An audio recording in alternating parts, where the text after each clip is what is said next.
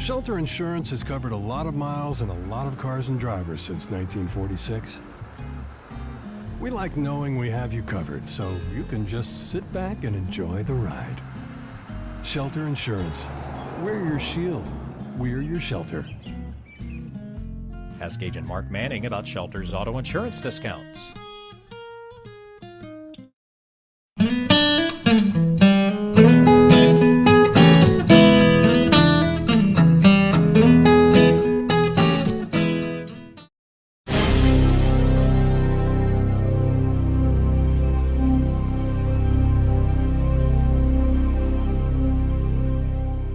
Caroline Beecham joins us to talk about open enrollment period. We'll get to that. And Caroline, we visit with you every year, but tell us a little bit about you and tell us how long you've been doing what you're doing and how long you've been associated with M&P. Kind of give us a background on you. Oh goodness. I started in the insurance business when I got out of college, and I did not have gray hair at that time. So I've had gray hair a long time, and I've been doing this a long time. And I'm not very good with years, but I think I've been with the agency about 15 or 16 years now.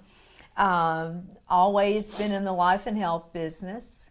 Never been a property casualty agent. And love what I do, helping people. Been doing it for a long time, and I know that's it's a lifetime passion of yours. And we normally talk each and every year about open enrollment when we talk about Medicare. And one of the things that sometimes people get a little confused about, Medicare, Medicaid, we're talking Medicare here. And what, first of all, tell us what open enrollment is, tell us some dates, and kind of give us an idea of what that actually means. What does that mean, open enrollment? Okay. Every year, Medicare beneficiaries have an opportunity from October the 15th through December the 7th to make changes on their prescription card or their Medicare Advantage plan.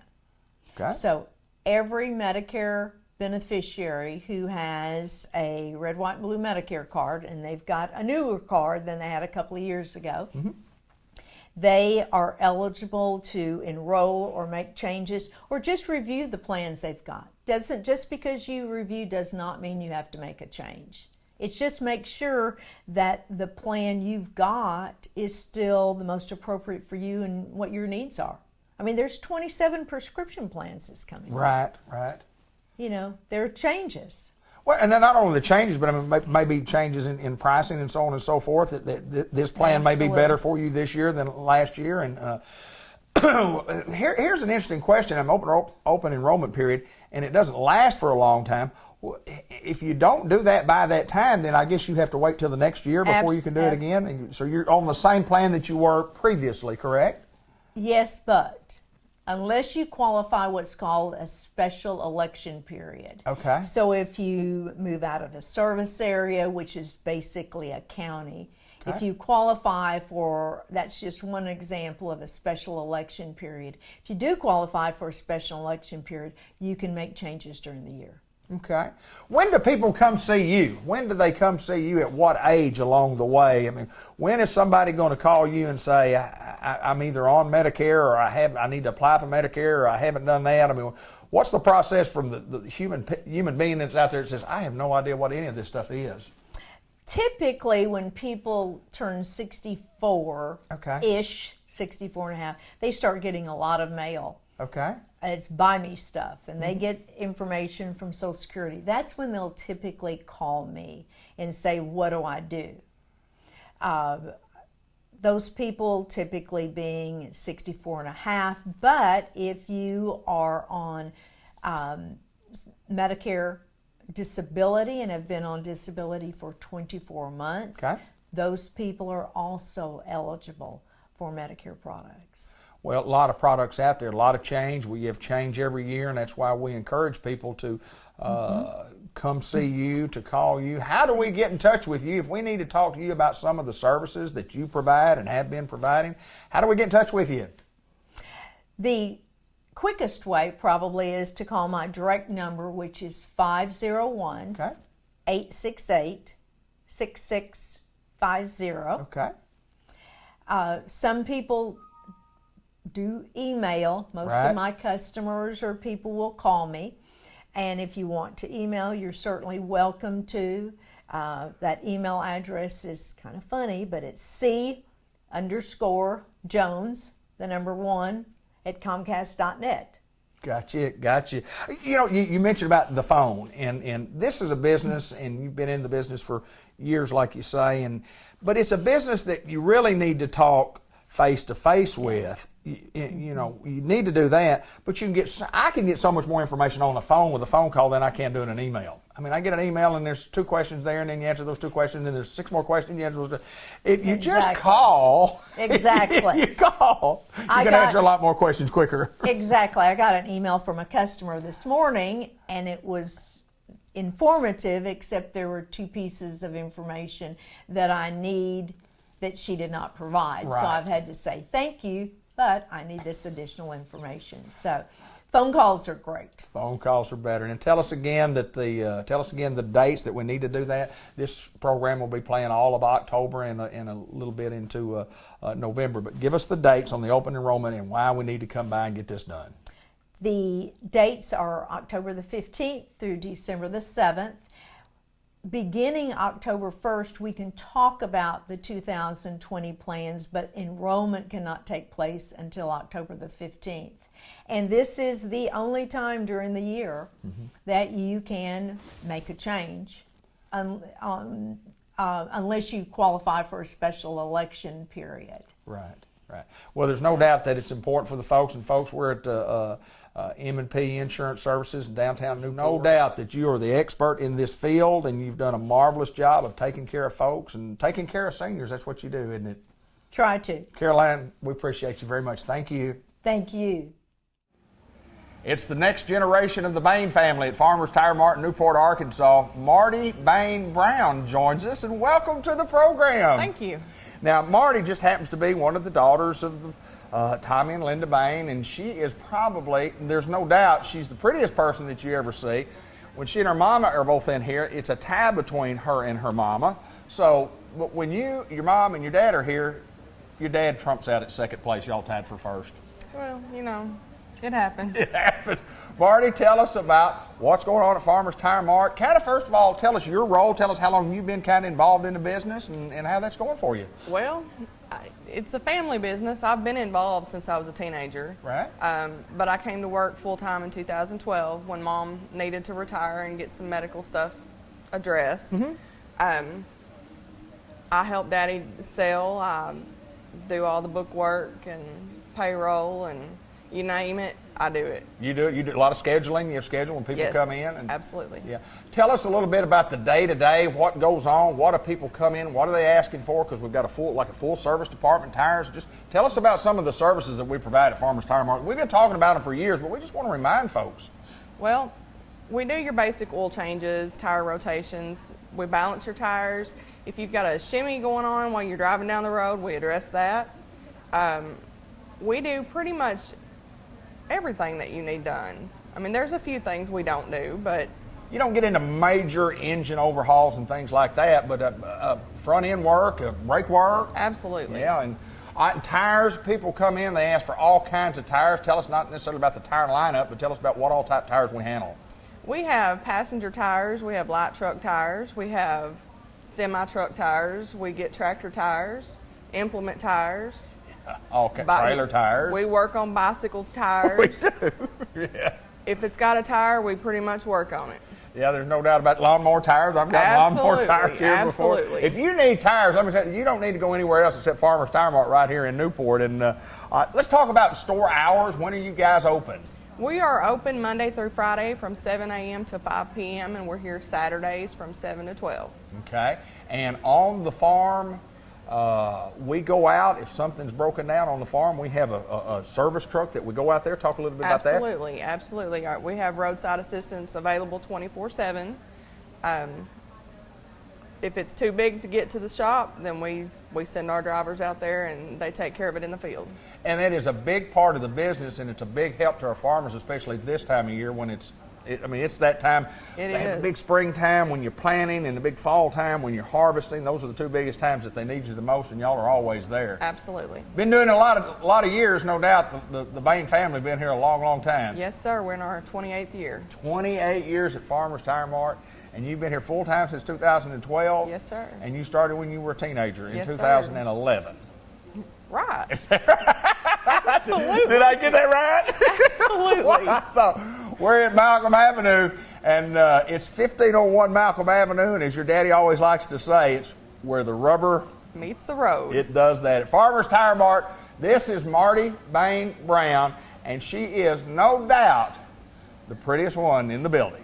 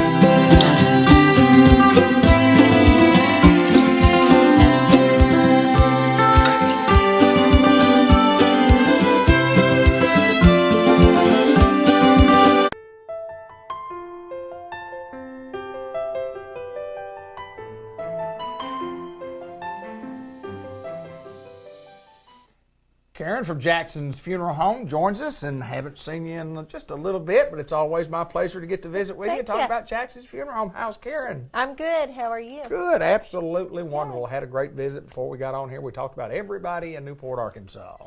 All Really. good. All good, no doubt about it. We want to talk a little bit and remind folks about the new and improved website that we added a few years ago. And if you haven't been on our website, we encourage you to do so. But tons of information there. Tell us about the website that we have. Well, our website is very user-friendly, and it's set up so that you can read obituaries. We try to upload those as quickly as arrangements are made. As soon as the family is comfortable with the information being put out there, we upload the service information, the obituary information. There is a place where you can leave a condolence message for the family. You can upload photographs if you have any photographs of the person or their family. You can do a search on our website all the way back to our very first obituary. They are all cataloged on there, so that's easy to find. What you'll also find is a list of merchandise, and you can see pictures of caskets and read about the differences between those. We also have a place where you can leave contact information. If you'd like to be contacted about prearrangement, if you'd like to be updated with our email, all you do is put in your email address and you'll be on our list. And every time an obituary is uploaded, you'll get an email that tells you we have a new service and this is who it's for. And the website is what now? What's www? And it's all there, all www, and you don't have to put that in there anymore. But .jacksonsfh.com. okay. And if you fill out the prearrangement information form, that is emailed directly to us. Even Okay. if you already have a prearrangement or insurance and there's just some information, if you'd like to go through there, you're asked a lot of questions that are very interesting, and you can fill that out, email it to us with a message that says, please put this in my file, Okay, and there it goes. there you go. Yeah, Technology. it's wonderful when it works. Technology. Well, I mean, lots of things going on with the website, and I want to get back to prearrangement momentarily. But I love what y'all do on Facebook and the reminders of maybe a year, 2, 3, Yes. 4 years ago. I love those on Facebook. We do those daily. We upload those daily. And what we found is that people really like to be reminded. A reminder. It's Absolutely. just a reminder, and it lets the families know that their loved one has not been forgotten. Sure. And when we started doing that, we were uploading the last 2 years. Mm-hmm. And then people started calling us, and they said, what about Right. Mom? Sure. You had her service. Why is she not on here? So we would say we go back 2 years. What we've started doing is keeping a book. It's about this thick. And every time someone calls in and they say, I'd like for you to remember my mom or my dad or whoever, Right. we add them to the book. So next year, they're on the They're list. on the list. And our list is growing because we never take anyone off the list. Right, right. That's awesome. You put it in the computer and stores in the computer. And anyway, the amazing thing to me about it, I mean, and I love the reminder part, but when you look at the dates and you go, golly gee, I did not realize it's been that many years. been that long. Yeah, it's been that long since Yes. so-and-so passed away. But it's just a great reminder, and I know the family really appreciates Mm-hmm. those. And let's talk about prearrangement, because we always do. And you always talk about the gift of prearrangement. There's no doubt that's what it is. Yes. Tell us about prearrangement, what it means for those who have been in the closet and never heard us talk about this before. Very important for all families when they Yes. come sit at this table. Tell us about prearrangement. Prearrangement, as you said, I always say is the best gift you can do for your family. It takes the burden from your family of having to make decisions. It's highly emotional at that time. Yes. People are upset. Some people may be angry. It takes all of that responsibility away. In addition, if you prepay your funeral service, you're also relieving your family of a financial burden. Sure. And we know a lot of times death is unexpected. It comes quicker than we Yes. think it will. And people aren't prepared. They're not prepared emotionally. They're not prepared financially. This will relieve that burden. It's a peace of mind. And when you prearrange, you are locking your prices in at today's price. Right. So they don't go up.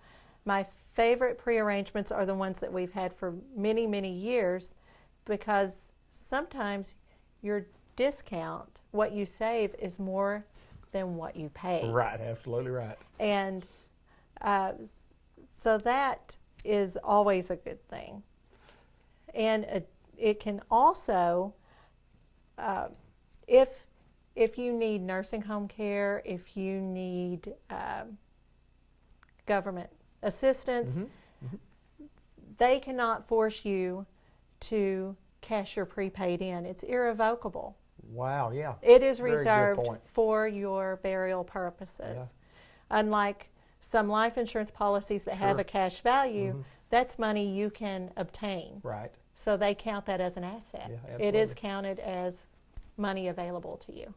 All the time that we've talked about, we've never talked about that point right there, and that's valuable. That is a very important point. I don't know why I miss it every time. Do you know, and money is obviously a big obstacle for some, but I think the biggest thing to me when you talk about prearrangement, and when we say, and we always say sit at this table because this is where we come to. This is the literal table. Yeah, when you come to plan the funeral arrangement, there's just so many questions that you have to answer, and if you Yes. prearrange, most all of those are already answered. I mean, from little things. I mean, music. Yeah. the pictures. Yes. I mean, would you Yes. go home and get us 60 pictures that I know that you didn't need or whatever? Well, But coming here and having it done, it relieves that mind, because I've done it on both sides. I've been on both Yes. sides of that. I Yeah. have too. I've come in here and had to make arrangements for someone when nothing was done and we had to figure it out. And then I've come in here where it was done for me. Absolutely. Absolutely. And that's so much easier. You guys do a wonderful job at Jackson's Funeral Home. You have for years upon years upon years, and you talk about a staple within the community. And as Bud Black used to say, and always said, and I love to say, at the 1900 block of Malcolm Avenue. I love that. Karen, I appreciate your time. Thank you. Jackson's Funeral Home. If you have questions, you can call us, you can email us, you can come by and visit with us. We appreciate your business. Thank you.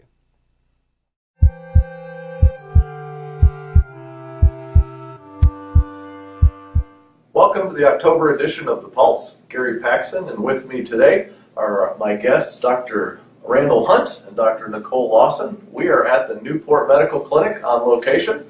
And guys, it's a pleasure to be with you today. Thanks for coming and spending some time with us. Glad to have you. Yeah, thank you. We just want to get to know you guys a little bit better, and this is such a great facility. Your clinic's been here for a long time. We've expanded back in 2015. And it's such a beautiful facility in our repository of facilities, and really want to get to know you better. You've invested heavily in this community, and so Dr. Hunt, let's start with you. Tell us a little bit about how long have you been here. Tell us a little bit about your family life and what's. I actually came to Newport in 1972. Oh my, okay. And I was an orderly nurse's aide during that time at the old Newport Hospital. Okay, Then great. I went into the Navy for 6 years as a Navy corpsman, Wonderful. and then I went to medical school after that. I came back to Newport. Cool. Great story. I've been here in the Newport area a long time. Great. And you are married and I'm have married, kids, have a wife. grandkids? Yeah, I'm married 45 years this year, Fantastic. Congratulations. and she's from Wiener. Okay. And we've got 2 daughters and 3 grandkids. Wonderful. Lots of fun. Lots of good family. We Great. enjoy it. Excellent. Excellent. Great. Wonderful. Dr. Lawson, how about you? I actually came to Newport in '96, but started in '98 through medical school. I did Okay. what was called Community Match with the Oh, old yeah. Newport Sure. Hospital, Yeah.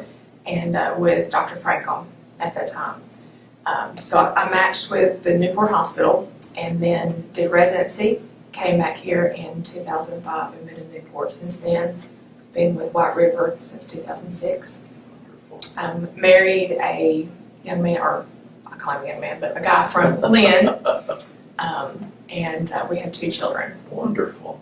Wonderful. So local roots, which is such a powerful investment for our communities that we serve, and we appreciate that. So you guys know this community, you live here, you're near and dear to it for your whole life. So tell us a little bit about what drives you to stay here. What do you think are the biggest portion of our clinic here is that's so vital to the community?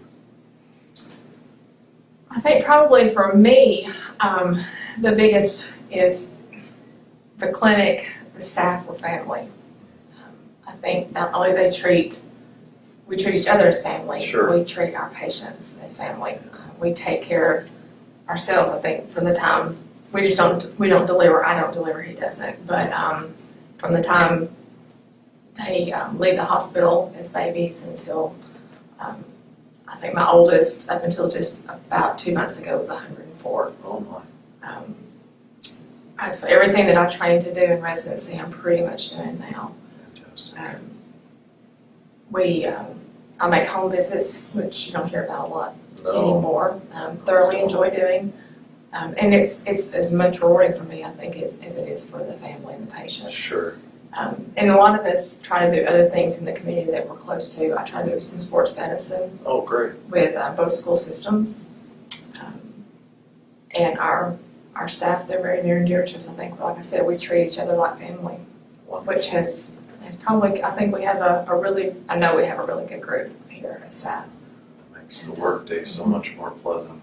That's great, fantastic. Any thoughts from you, Dr. Hunt? Well, I'm going to agree with Dr. Lawson that part of our motivation here is we're not just doctors coming to treat patients. Our patients are friends. They're people we have known for a long time. Yeah. They're family, and so we feel a lot closer. We know them.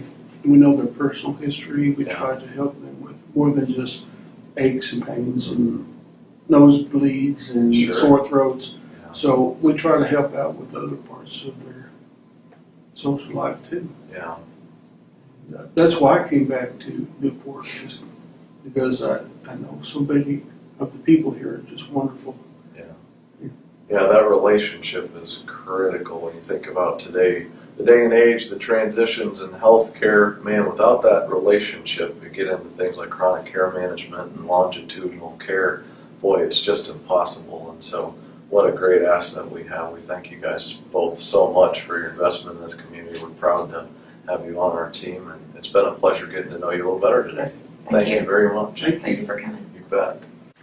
Our employees of the month for this month at Stone County is Kim Lowrance. She's an RN at Stone County. She's been there for 12 years and noted for having a great work ethic and working in many areas across the hospital. Kim, we really appreciate your dedication and across the hospital there, and congratulations on being named. At White River, Tasha Foreman is an RN in the ICU, and she's worked for us for 3 years, and she's been nominated representing respect. And Tasha, we thank you so much for being respectful and being recognized by your peers for that. Congratulations on your accomplishment as well. In the area of news, at Stone County, the Stone County Family Medicine Clinic has recently moved to 105 Case Commons Drive. Beautiful new facility. If you're in Mountain View, it's on the main road there, and go stop by and take a look. Beautiful facility that will serve our community in a new way.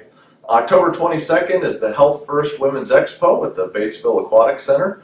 If you'd like to contact marketing about a booth at that great event, please contact Bailey Williams for more information. We'd be glad to get you set up to participate in that event. It's that time of year again, and October is Benefits Fair, and your supervisor should be letting you know soon the date and time for those opportunities, so make sure you don't miss that and get signed up for benefits for the upcoming year. And also, it's almost time for the annual 5K. On October 26th, we'll be doing the 5K again in Batesville, and the proceeds for that are going to go again to our local food pantries to serve some underprivileged in our communities and be able to help them out in a tangible way. Thanks for watching as always. Hope you enjoyed it. Have a great October, and we will talk to you next month.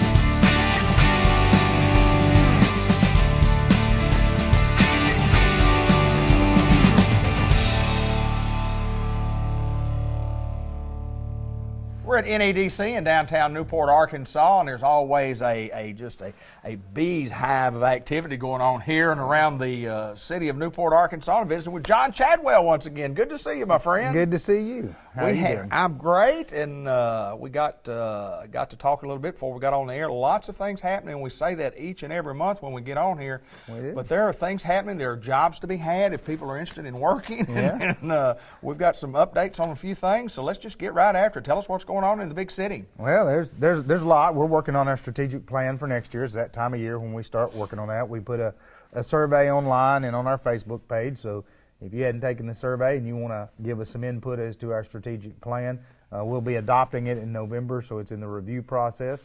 But you can go to our Facebook page. You may have to scroll down a little bit, but you'll see a link, and you can take the survey and tell us, what you think. Sure. And what you think the NEDC ought to be working on. Of course, industrial recruitment and jobs is one of our big things.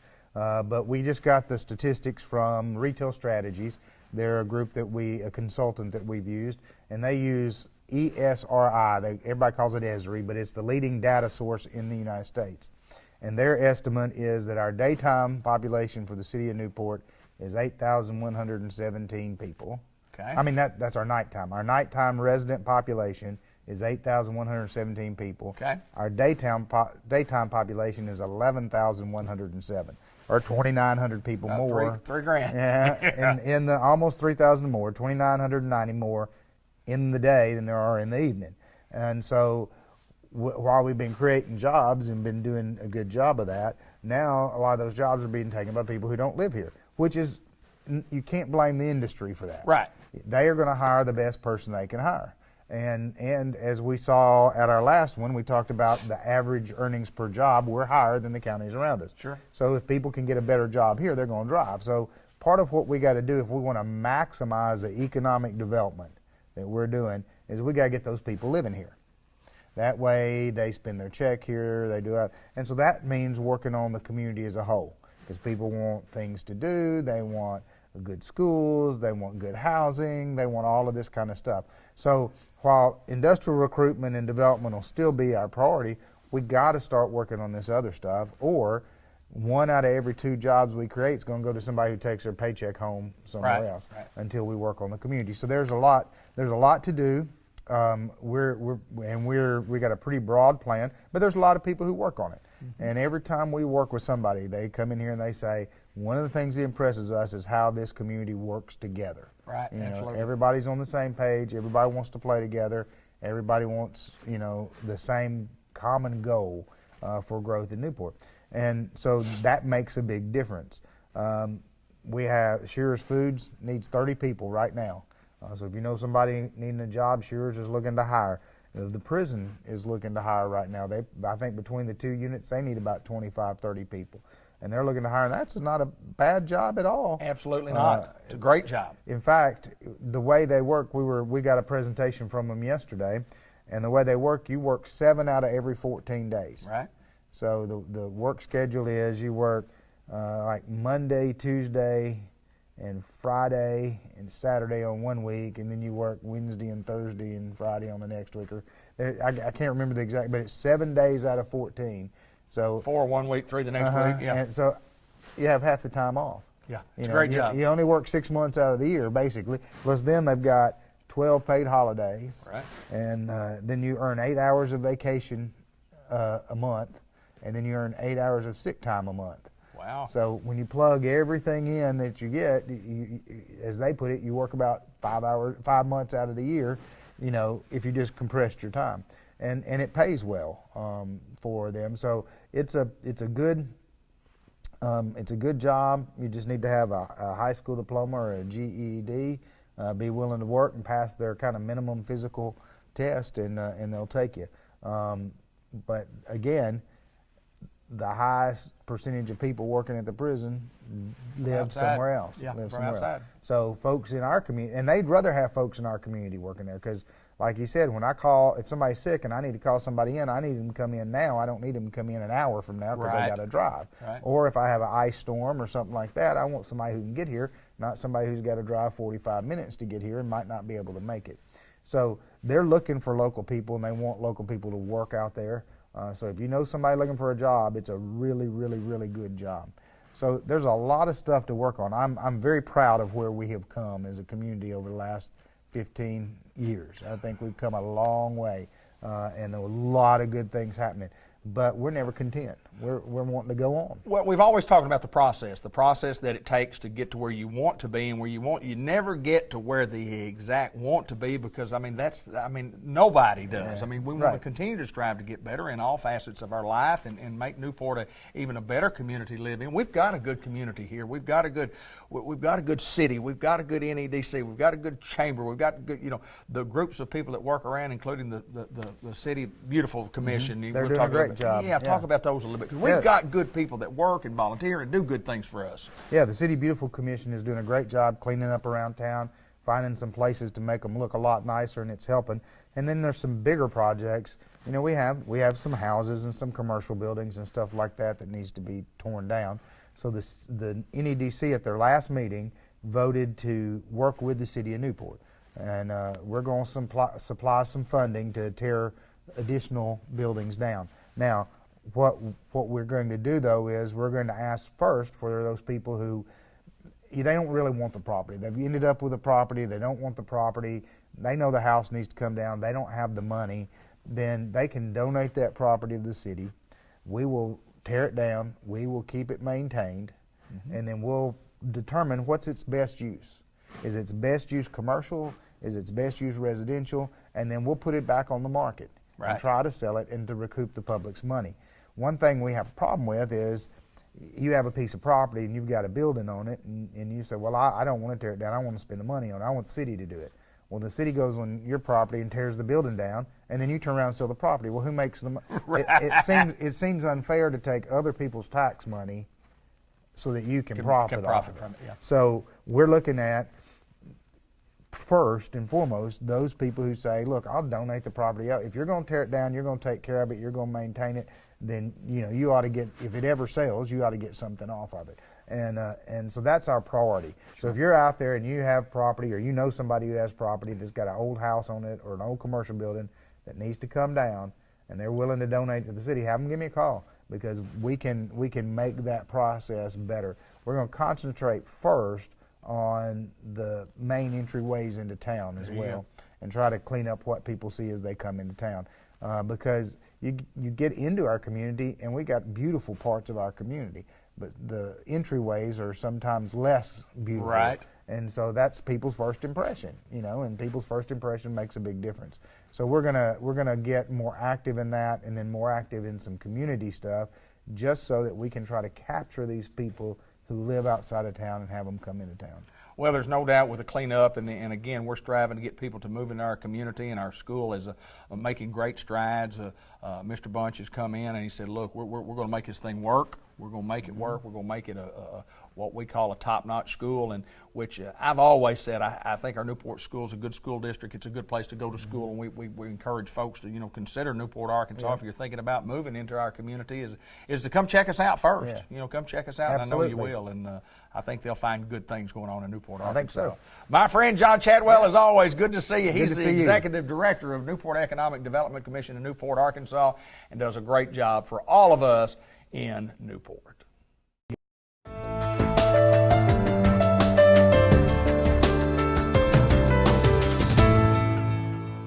For the last several months at Customized Vision Care in the Newport Village Mall with Dr. Gavin McDowell, I have been without my, what is this, sir? It's a PD stick or PD ruler.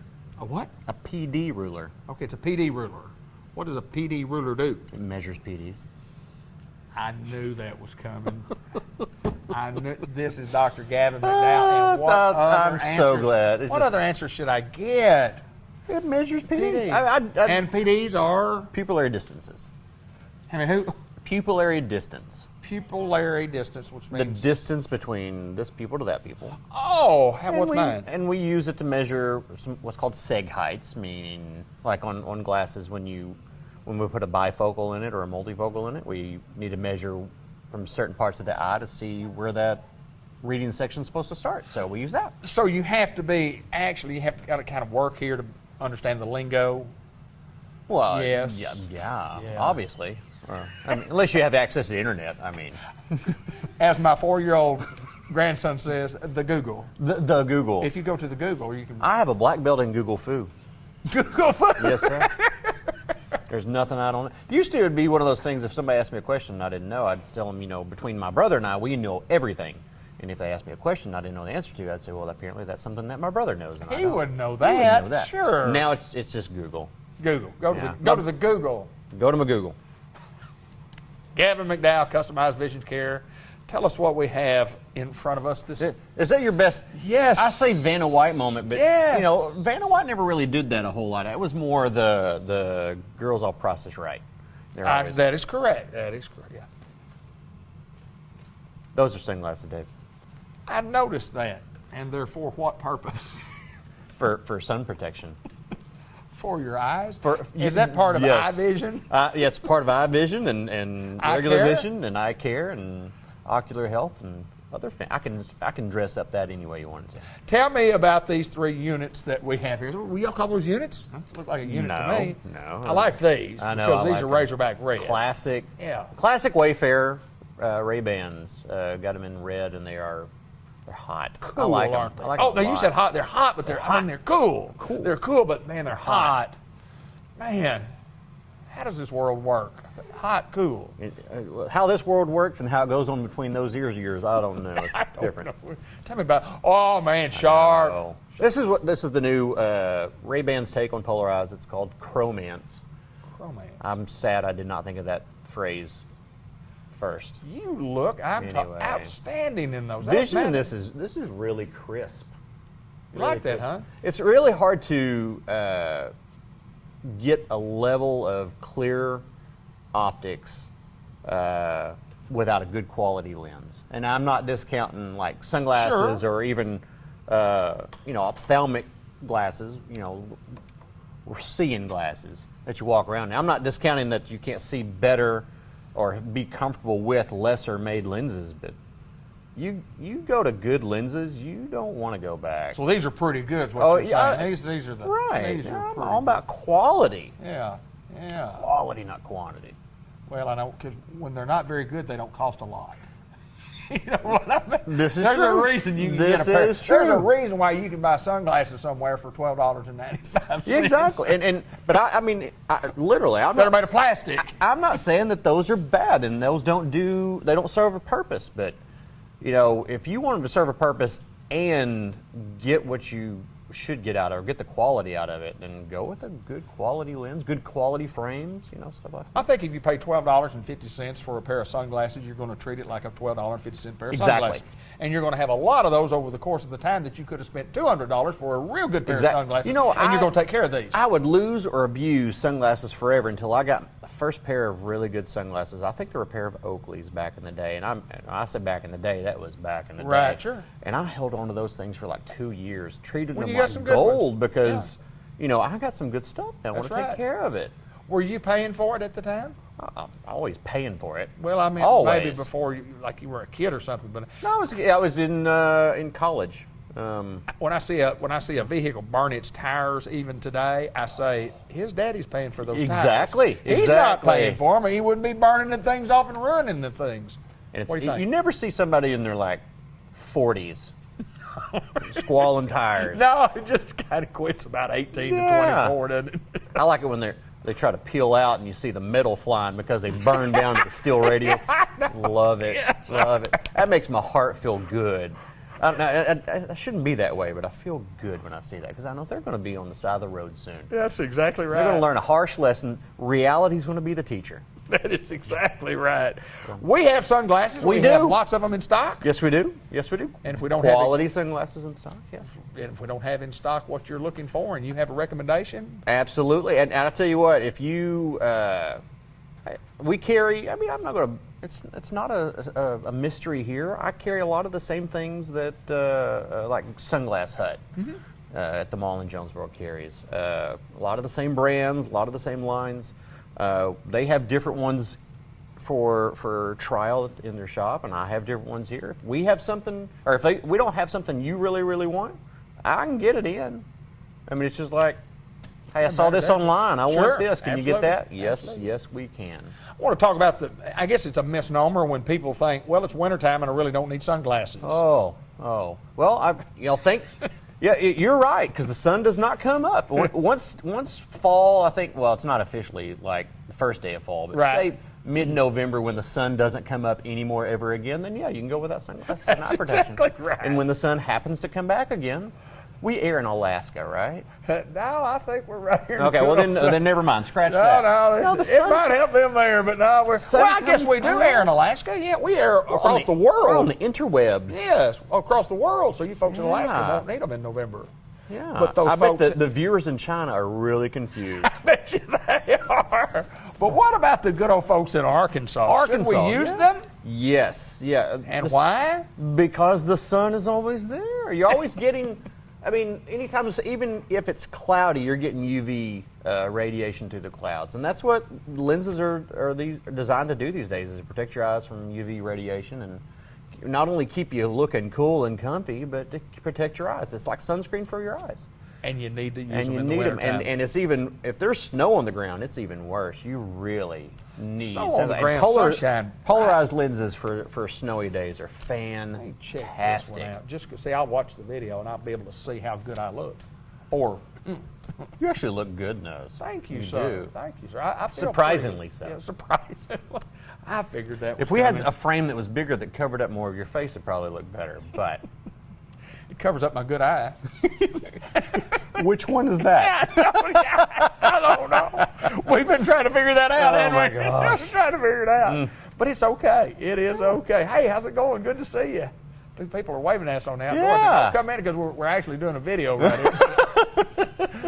But we are live video, so got to ask you this. People ask me all the time about contact lenses and the guaranteed contact lens program, and I tell them tell the world about our guaranteed contact lens success program. You will not pay a penny for contact lenses until we find the contact lens that fits for you. And if we go through all the brands and all available parameters and changes and types of lenses that we can find, and none of those work for you, you never pay a penny for them contacts, not a lick.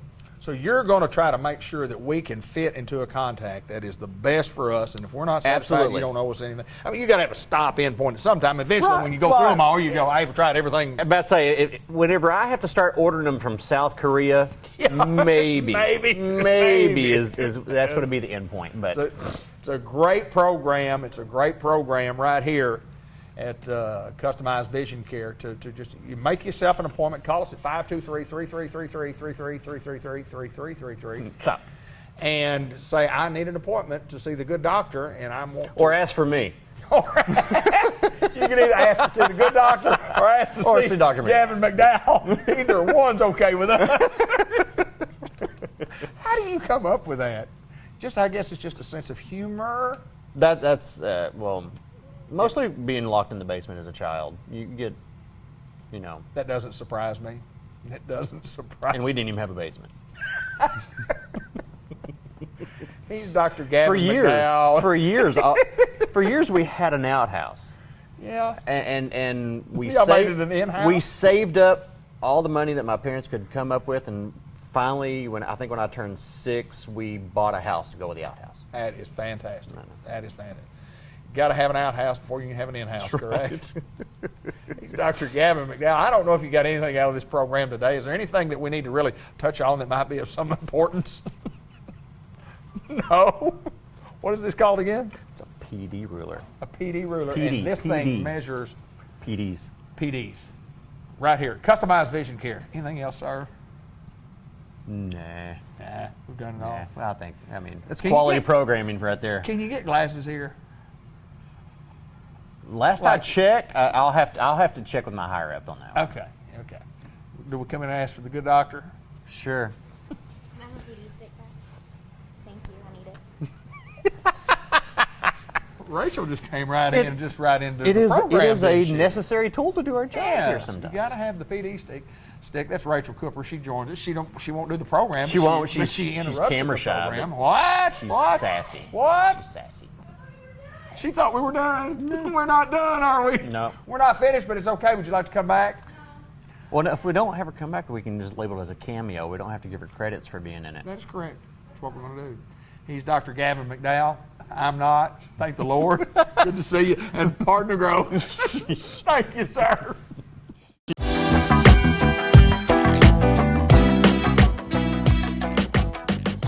Hello, everybody, and welcome to the October edition of the Farmers Supply Association Agriculture Report. I'm Randy Klepechka, agronomist with Farmers Supply Association. 3 things I want to talk about today. First, I want to give a harvest update. Then we'll talk a little bit about new rice varieties, and we'll finish up talking about wheat planting. So 3 things, and we'll try to cover them all pretty quick. First, harvest update. A lot different than last year. You remember last year, we can't forget it. It was raining about every day, every other day, and harvest just drug out forever. This year, a lot different. Since the 28th of August, I guess, we just had maybe 2 fronts go through here with, some moderate amounts of rainfall. And they generally got out here pretty quick. So we've had some really good harvest weather since the 28th of August, and things have progressed pretty well because of that. The only drawback, I guess, that we've had is our rice, if you remember, some of our rice was planted really late. So you know, we've got guys that have been getting to some green rice and having to stop and things like that. But, you know, if their rice has been ready to go, they've been able to roll right through it and make some good progress. So we're in pretty good shape there.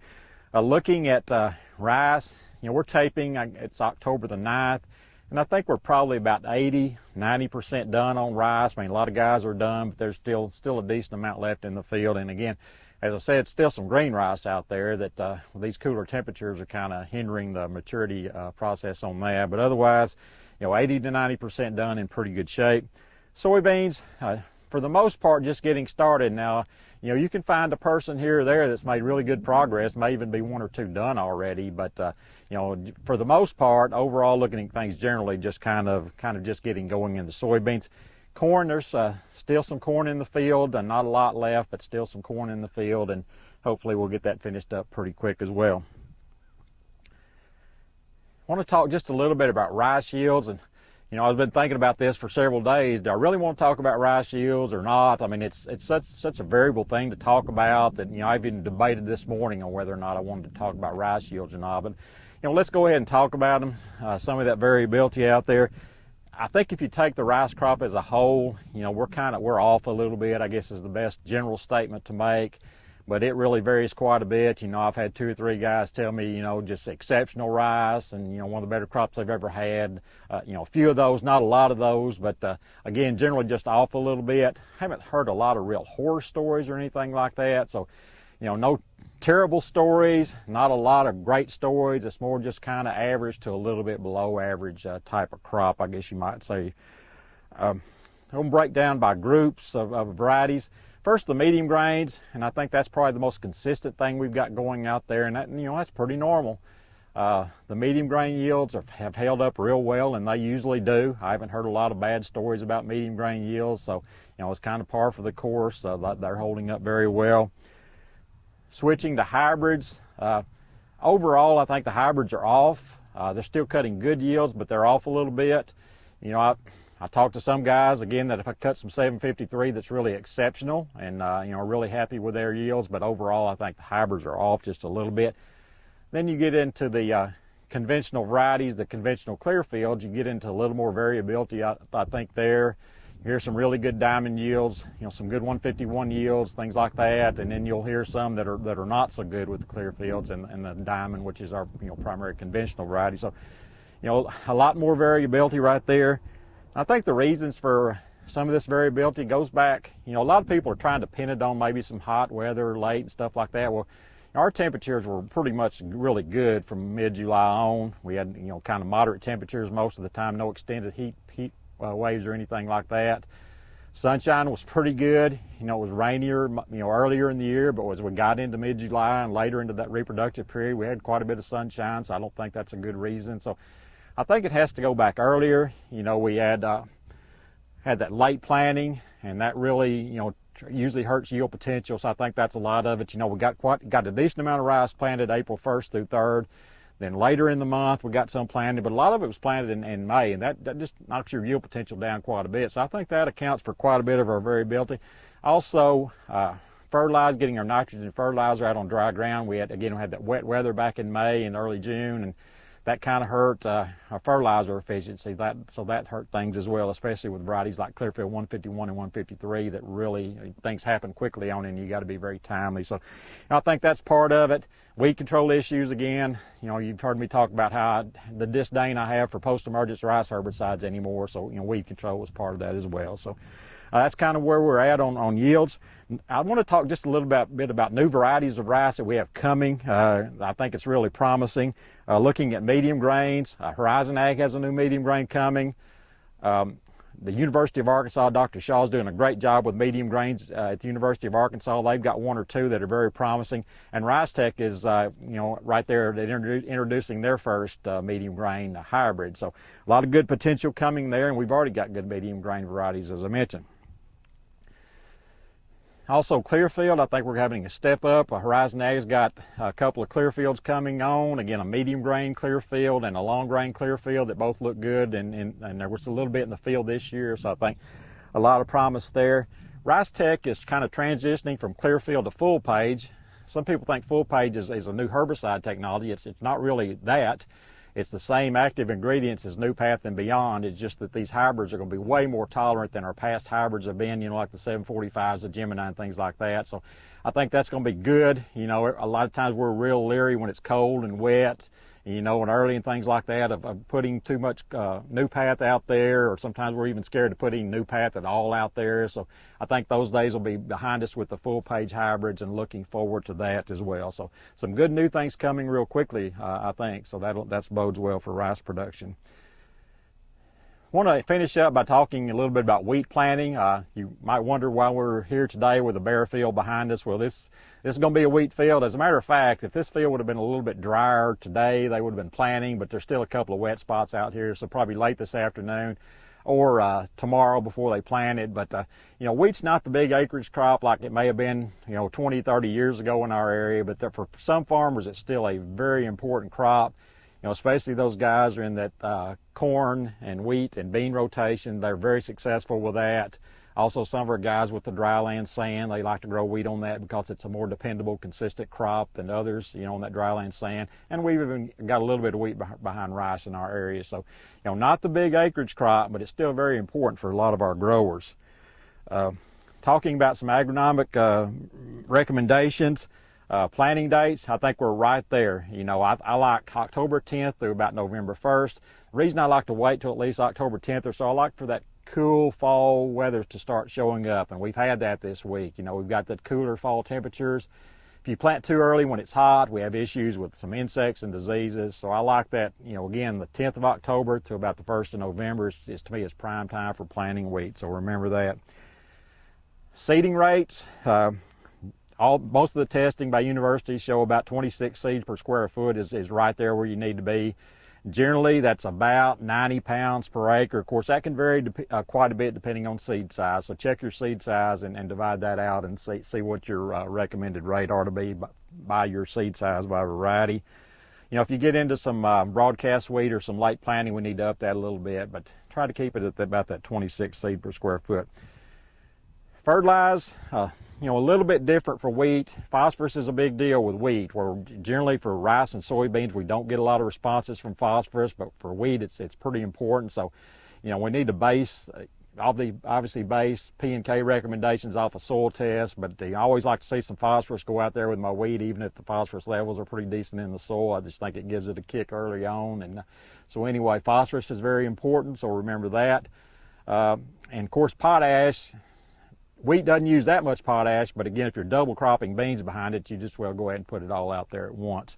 Nitrogen, couple of situations where we really need nitrogen pre-plant, and that is where we're following rice. It's very important in that situation. Also, when we get into that late planting, if we get past November 1st, we need to be thinking about getting some nitrogen out there pre-plant, 30, 40 units, something like that. We used to think, we used to always recommend, as a matter of fact, behind corn that you needed to put nitrogen, but we've learned, the university's learned through testing that there's a lot of carryover nitrogen generally behind corn, and the wheat generally doesn't respond to it. Now, if we get into late planting, like up into November, I think we need to think about, some nitrogen even behind corn. But, with normal planting, it's probably not a big deal, not necessary. Weed control, just like with other crops, you've heard me talk about it with any crop we grow pretty much anymore. It's all about residual herbicides, getting those pre-emerge herbicides out there, and I think wheat is no exception, especially if you have ryegrass issues.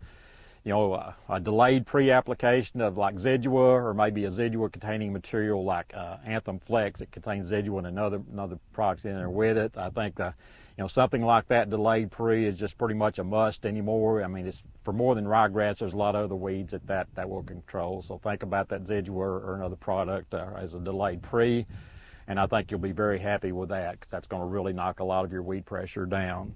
Drainage, obviously, very important with wheat, so don't skimp on that. I mean, you, the farmer, know your fields better than anybody, so you know where those drain furrows need to be, but don't skip on drainage with wheat, and you'll pay for it if you do. So again, that's where we're at as we enter the month of October. Hopefully by the time I talk to you next month, we'll be taping inside because everything's just about over outside. Hopefully that'll be the case. And until that time, this has been Randy Klepetchka with your Farmers Supply Association Agriculture Report for October.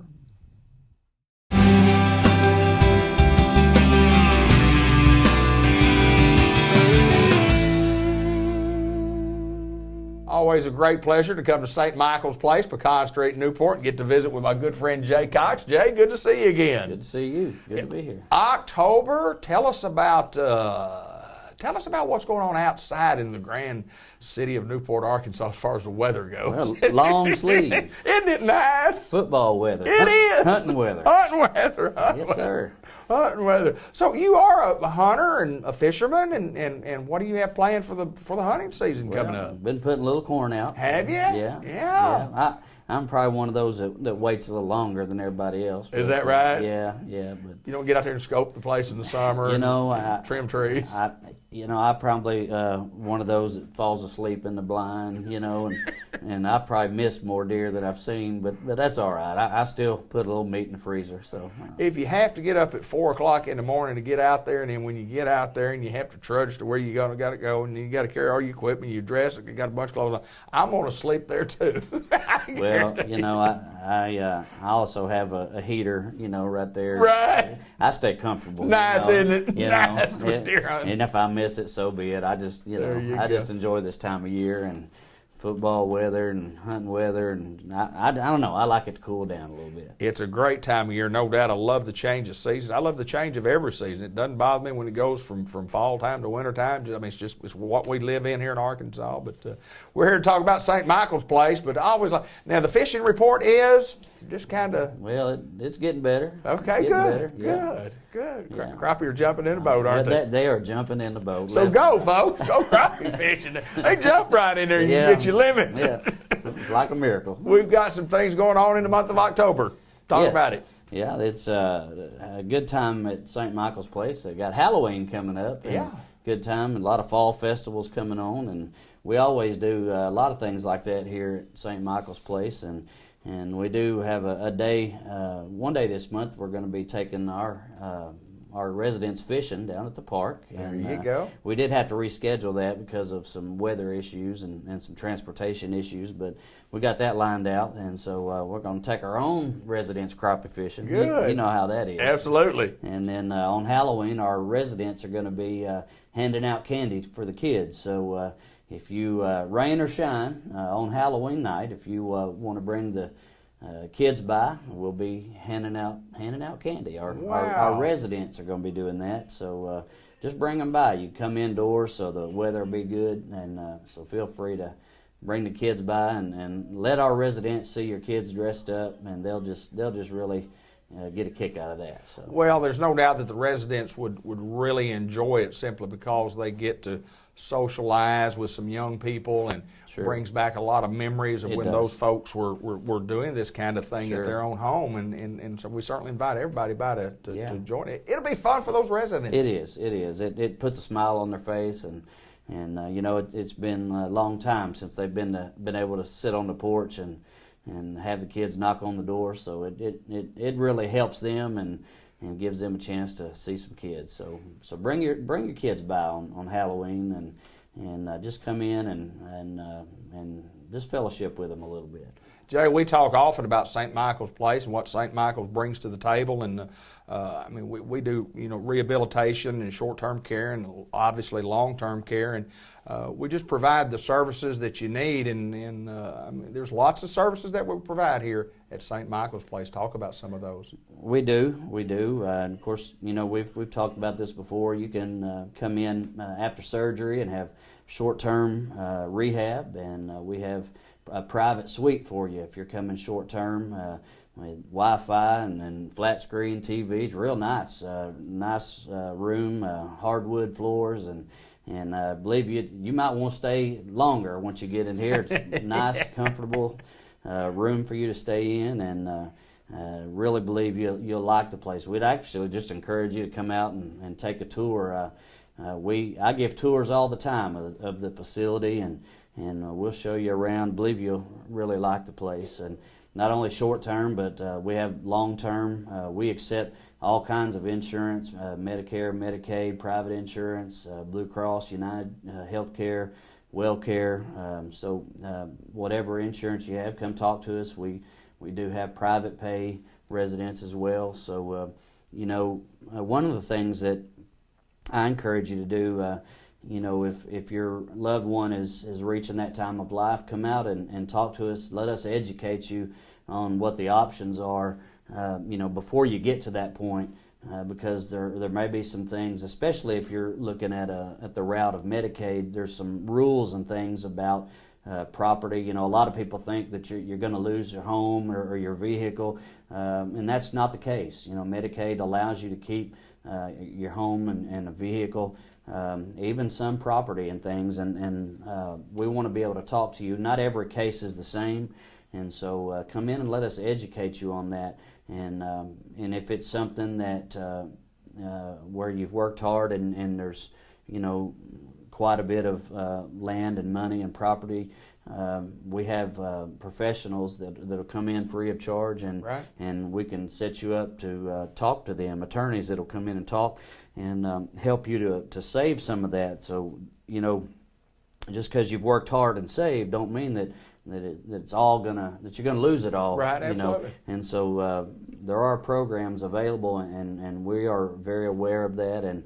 so, you know, we want to educate families on what the options are when someone's coming in for long-term care. So you know, that's something we can help you with, but don't wait until that time. Right. You know, it's a process. Yeah, it's a process. It takes a little time. So, you know, when you start thinking that, hey, you know, that day may come when mom or dad or grandparent may come into the nursing home, come talk to us up front. You know, even if that day never comes, it never hurts to come talk to us and let us educate you. Well, I do know this, that what you guys provide here, you know, to our community is second to none. I mean, there's a feeling of comfortability. Mm-hmm. There's a feeling of holiness. I mean, it's just when you walk in the door here, and we see the residents who might be gathered in the main hall, and or the ones that you know, we can walk back to the kitchen during the time if we're filming when they're eating lunch, and it's just the residents are so cordial to not only to us but to all the residents. The workers do an outstanding job of taking care of the residents, and it's a good place to be if you've got to be in a nursing facility. I can't recommend St. Michael's any more highly than what I do. It's just a great place to be. Well, we appreciate that, and right now I do know that there's opening for LPN or RN, and I believe it's second shift, and I may be wrong. Right. So, Haley, if you're watching this video, if that's the wrong shift, I'm sorry. So, the best thing to do is come see our director of nursing, Haley Thomas. She can tell you exactly what shift that is. I think one of the videos I told the wrong shift. So, but we do have a nursing position available right now. So.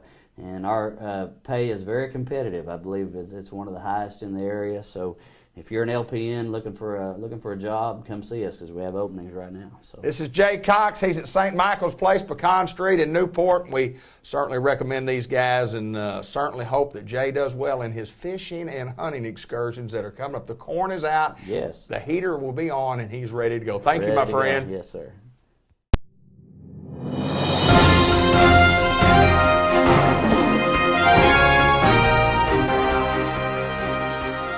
White River Area Agency on Aging, and once again we get to talk to Miss Peggy Pierce this month. And last month we had talked a little bit about open enrollment, and we don't have any. We do have some more information that we can pass along, but let's talk just a little bit again about open enrollment, Miss Peggy, why it's important, what it is, kind of give us the scoop on what we're talking about when we say open enrollment. What does that mean? Okay, it's the time every year when people who are on the Medicare prescription drug plans can look at the options that are available.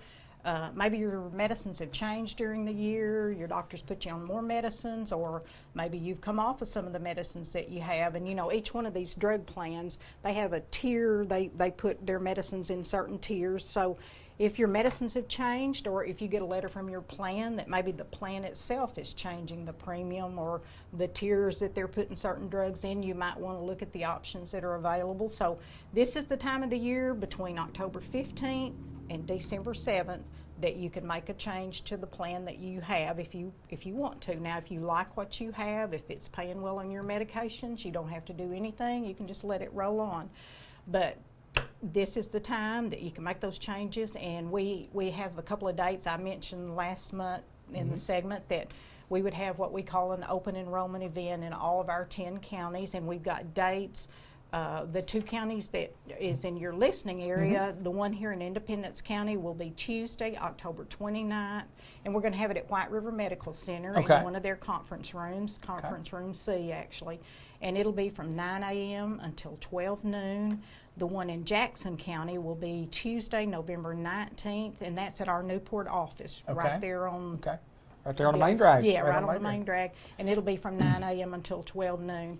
If you're in one of those counties and you want to look at your options, bring your Medicare card and the medicines that you take on a regular basis, and there'll be care managers there with computers that can help you look at those options, and if you want to make a change, they can help you do that online. So make it real easy for you, and once you do that, your new plan would be effective January 1.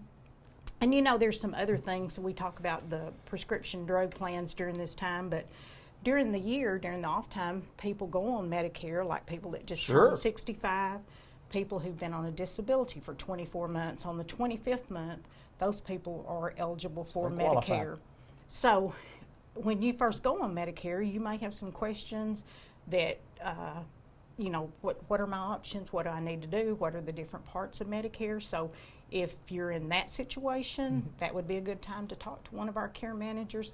Call and make an appointment, and they can help you look at, you know, the A, the hospital part. They can help you look at the B, the doctor part, and then there are the supplements. Most people need a supplement to Medicare because Medicare doesn't cover everything, covers about 80%. You're responsible for the other 20. If you can have one of those supplements, then you've got good coverage anywhere that they accept Medicare, and then you'd want to pick one of those drug plans. And there's also these things called health plans or advantage plans, and sometimes people get those a little bit confused when the insurance companies are mailing you all this stuff, or they're calling you. It can get confusing. It can get confusing. Yes, it can. People think they're talking about supplements, but they're actually talking about a different way to get your Medicare covered. Now, it's another Medicare option, but you're leaving what they call original Medicare. So if they're talking to you about a health plan or an advantage plan, you know, just make sure that you understand what they're telling you, that it's not the same thing as a supplement to Medicare. Some of them are, you know, might be a good option in some situations, but there again, that's the time to educate yourself before you sign anything. Make sure that you understand what you're signing. Like anything else, because when you turn 65, you're going to get all this stuff in the mail, and you're going to have all these insurance companies calling you. So that's a good time to educate yourself. Well, I think in general, even specifically, if you get down to it, we as seniors really don't have a clue about any of it. And so we need those people who are on it need a review. Whether you think you want to change or not, I think you need to come get a review. It doesn't hurt to look. And those of us who are just fixing to get there, certainly, I mean, we've looked into it, we've studied a little bit, but like me, I'm getting close, and I've read a little bit. I have no clue. No, and why should you? No, it's not something you want to think about until it's almost time. And then you're like, well, do I need to go talk to Medicare? Do I get my card in the mail? What do I need to do? So that's a good time if you're just turning, or if you prior to turning 65, you need to talk to somebody just a little bit early so you can get that card in the mail. You can get that supplement ready and get that drug plan so it all becomes effective the first day that your Medicare is effective. You could have it all set to roll in there, but yeah, it's not something that most people want to think about or read about or. Well, even if you do, and then you go, I still don't know what I read. I don't know what I read. I need some help. You need to sit down, and that's why White River Area Agency on Aging is offering those. You have one in every county. And of course, we're just talking about Jackson and Independence County. And tell us again the dates that we have for Independence County. Independence County is going to be Tuesday, October 29th, 9 o'clock till noon, and that's at White River Medical Center. The one in Jackson County is Tuesday, November 19th, and that's at our Newport office there, 9 o'clock till 12 noon there. Is there any pre-registration, or do you just show up? Just show up on those days. They'll try to have enough people so that you don't have to wait very long. Now, if you're going to walk in, if you're just turning 65, you need more help. Then call our office and make an appointment, because our care managers, the nature of their job is they're out of the office quite a bit. So if you're wanting to come in, if you're just going on Medicare and you want to come in and talk to somebody about all the parts of Medicare, Sure. make an appointment, because that way you won't have to wait, and she can have some time set aside to help you look at each piece of the Medicare, help you understand what parts you need, and make it painless for you. There you go. There you go. Well, I mean, anytime that you get into government programs, I mean, there's lots of I's that you have to dot, a lot of T's that you have to cross, and we in the general public generally don't know how to do that, and that's why we have y'all. That's why we have care managers. That's why we have y'all. But certainly, no doubt that what you guys do best, taking care of seniors, and that's what Mr. Ted says all the time. At White River Area Agency on Aging, and, you know, that's what we do. We take care of seniors. And Medicare is just one small part of it. There are a lot of other programs that, you know, that the care manager can help you with. They can, if you're needing help in the home, she can look at all the different ways that we can put services in there. We have. And we talk about, you know, the in-home services because it is such a big part of what we do. But we also have an assisted living here in Batesville. We are the managing agent for 12 complexes of HUD subsidized housing. Right. We have a person who's called a nursing home ombudsman who works. She's an advocate for nursing home residents. So a foster grandparent program. Absolutely, good program. A lot of different things that the agency does. So if any of that. If you have a question about any of that, call our office here in Batesville, and we'll point you in the right direction to whoever handles that particular program. The wealth of information can be found at White River Area Agency on Aging, no doubt about it. Miss Peggy, it's my pleasure to always get to see you, and I called you on such, you know, it was a kind of a late notice. I said, can you film in about an hour? Yeah. we sure can. So we had a lot of planning to do this program. Yeah, it was well planned. Thank you so very much. Great program, great information. You see the number at the bottom of the screen. Thank you.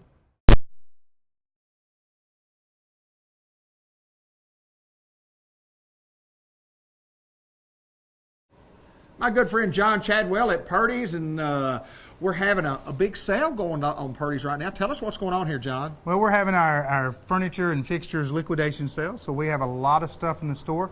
If you got a retail establishment, if you want something for your home, there's stuff for everything in here, and it's some really neat furniture and fixtures, some one-of-a-kind things you're not going to find just anywhere. Well, let's take a look right now. All right, we've got a nice pie safe here. It could work in a shop, in a flea market, or it could even work at your home. It's an antique, and we have it available right here at Purdy's, so come on down and see part of our furniture and fixture sale. And we have 32 feet of lighted wall shelf. It's got fluorescent lights in it. It's got storage underneath, and it's all available right here at our furniture and fixture sale. It'd be great for a display in a retail environment. All right, we've got a nice metal display tower. It could be used in a shop, or it could be used on your porch at your house, and it comes apart in sections, so you can have each section can stand alone, be good to go. And we've got a farmhouse table. It's a Park Hill table, seat 6 for a dining room. It's really a nice table, and it's for a fraction of what you'd pay for it new. And then we've got some antique pieces that we have found in the back. Some of them we know what they are, and some of them we're not exactly clear, but all of it is a piece of Newport history. And we have a rectangular bistro table, and this bistro table will actually fold up so that you can store it away flat against the wall if you need to, but it's nice for outside or indoor. If you're going to have a little party and you need somewhere for folks to stand, put their tray, this would be perfect. So it's all here at our furniture and fixture sale at Purdy's. And we have a lighted Lenox China display cabinet, but it could be used to display anything. It's hard to see on film because it's glass all the way through. There's 4 lights in the top, glass shelves and glass sides. But it makes a wonderful window display unit for any kind of glass, dishes, jewelry, or anything like that. And we have 5 island shelves. They have storage underneath, glass shelves in the middle and on the top. These freestanding shelves can sit anywhere you want in a store, and they're wonderful for display and for keeping the boxes of what you're displaying underneath. We have an antique retail display case. This came from Front Street in Newport, Arkansas, and it is solid. So if you get it, you get to help move it. But it's a wonderful piece, and it carries with it a ton of Newport history. And we have 2 lighted display cabinets, lid at the top with glass shelves in the middle and storage at the bottom. They hold a lot of merchandise, and they're really nice to light up dishes, jewelry, anything that you want people to see very well. They could also be used in a home. as a bookshelf or display cabinet. And we have 2 walk-in coolers, $1,500 each. They work. The first one is a wood-lined cooler. It was a meat cooler for a lot of years. It has a floor. We used it as a floor cooler, and it's worked wonderfully for Purdy's for many, many years. This would be a great buy for somebody who wants it for a deer camp or something like that, or just want to put it in a retail location. The second cooler is also $1,500. It's a metal lined cooler with styrofoam insulation. It's larger than the other cooler, and it is a great storage space for anything that you want to keep cool. It's a Hussmann cooler, and it's been around and done a lot of good service. We've had these regularly maintained, and they work well. And we have a lot of smaller vintage fixtures in the store. This is an antique metal cabinet. It's got a drawer, it's got storage underneath, space on the top, and there's just a wide variety of cabinets like this in the store that you can look and choose from. And we have a antique Coke machine, vintage. I guess it's vintage. When was the last time you had a 10-cent Coke? But the machine is available, and you can see where the bottles went right down into the slot. We have that available and ready for anybody who's looking for Coke memorabilia. And we have several sections of heavy-duty shelving. It's called pallet rack. It can hold a lot of weight. I've actually gotten up on top of this and walked around moving stuff. So it'd be great for farm storage, shop storage, or in the back of a retail space. Any kind of warehousing use. We have a number of sections of this that's available at our fabulous furniture and fixture sale. And we have 4 floral workstations. These would be great workstations for anything you needed. If you want to put them in a farmhouse, if you want to put them in a shop. They've got drawer storage, they've got underneath storage, and they're very, very heavy duty. And they can hold up to anything you want to do. And we have a lot of antique doors. These all came out of homes here in Newport before they were torn down and hauled off, and we salvage doors and windows, and so we got a lot of those available too. They make nice display. If you want a door for your house and you want to give us the measurements, we can see if we have one that fits. But if you want an antique door, we're your place. And we have 2 tables that came out of an old sewing shop, fabric shop in Newport. This one we've used as Purdy's wrapping table for years and years, and it's actually got the measurement yardstick for fabric here. The other one we've used as the cash register table, and it's got a lot of little slots behind it where you can store stuff, where you're able to run cash register, or these would be good in any application you want because they're very heavy duty and they're going to be around for a long, long time. And we've got some vintage concrete pots. They're heavy, durable, and long lasting. They've sat outside in front of Purdy's for years and years and years. They'd be perfect on your porch, in your garden, or somewhere like that. They'll last forever.